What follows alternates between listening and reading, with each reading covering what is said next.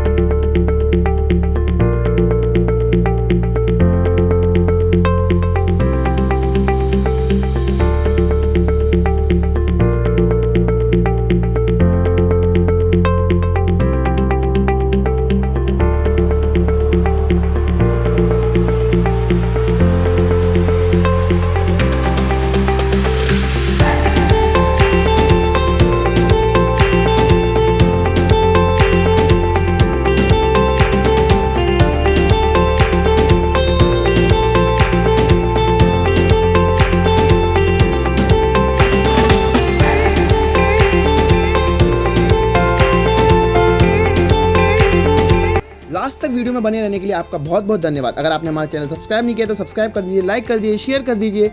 और eight and मैं बोलना चाहूँगा, अगर आपको ऑटोमोबाइल न्यूज़ में थोड़ा सा भी इंटरेस्ट है तो आप हमारी www.motororigin.com पे भी संपर्क कर सकते हैं। मतलब आप वहाँ पर जाके हमारे न्यूज़ आर्टिकल्स वगैरह देख सकते हैं।